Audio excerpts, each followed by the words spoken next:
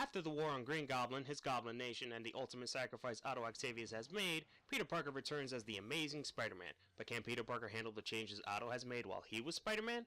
My name is Bizkit Rebellion, and I'm here to do a review of The Amazing Spider-Man issue number 1. Let's get started. The comic opens with a small 2-page snippet of Spider-Man's origins. It is in here that we learn that Peter Parker was not the only one bitten by the radioactive spider. An unknown female who was around the area was also bitten by that same spider on the leg. Interesting to see where this leads us.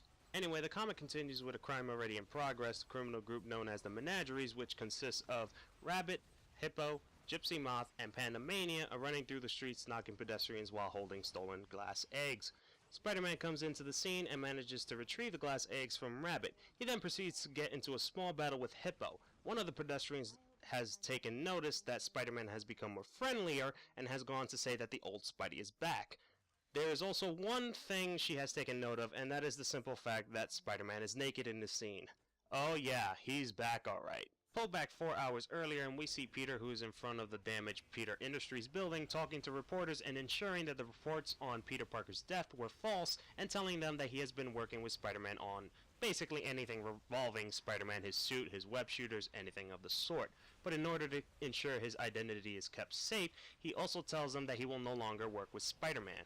Meanwhile, Anna Maria returns to her home in search for Peter, but realizes that he is not there. She calls Peter Industries and discovers that he is there, and then proceeds to want to go there just to meet Peter. Before she leaves, she goes looking around the house in search for her car keys. She stumbles across a drawer, and in it has a ring box and a letter left by Otto Octavius. Back at Peter Industries, Peter is struggling to come to terms with the changes that were made while he was gone. The fact that he has a company, a PhD, and the fear his co-workers have on him is probably a lot to take, not to mention other shit that Peter has of yet to know that Otto has done in the past. But anyway, one of his co-workers, whose name pretty much escapes my mind right now, tells him if we no longer want to work for Spider-Man, he might as well just throw everything related to Spider-Man away, like his web shooters, his stack of suits, and so on and so forth. Before he does this, Peter decides to suit up and tells his robot butler, yes, he has a robot butler. Basically Robot Alfred in a way. But anyway, to get rid of everything while he's out being Spider-Man. As he's swinging by New York enjoying the feeling of being Spider-Man again, he comes across a robbery in an auction, and the robbers are none other than the Mandarines. The story basically returns back to the start of the comic. Oh, if you're wondering how did Spider-Man almost ended up completely naked, it's because the Gypsy Moth has the power to control fabric and thread. She basically destroys Spider-Man's costume except for his mask because Spider-Man quickly knocks her out. He then proceeds to stop the rest of the Mandarines. After the battle, the pedestrians handle the whole Spider-Man is naked thing like any other pedestrian would, by taking pictures, record and upload to YouTube or World Star Superhero Hip Hop, to even tweeting about it. Spidey's friends and allies' reactions are quite funny. Captain America still does not believe Peter Parker is back, while Spider-Woman assures him that he is definitely Peter Parker since no other superhero would even be in a situation like that. Johnny Storm is laughing his ass off in a bar while Mary Jane is just being Mary Jane.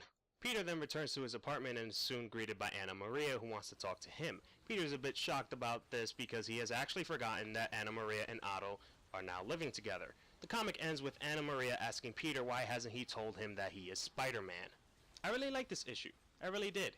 One of the biggest things that I liked about it is the whole shift in tone. If I remember correctly, back in Superior Spider-Man, we had the whole serious, darker, and edgier tone, while in this one we have the lighter and softer, if not comedic, tone that I normally miss in a Spider-Man traditional comic. So it's really good to see Peter Parker bring that back. Anyway, for the most part, I'm also a little bit, not disappointed, but kinda on the whole Peter Parker's trying to struggle with the changes that Otto has made. He hasn't really fully come to term yet, and I know that there's probably more along the line. It's just that maybe I kinda expected too much for this issue, but I'm not gonna give this issue any flack for it. I still enjoyed it overall. If I have to give this issue a rating, I have to give it an 8 out of 10.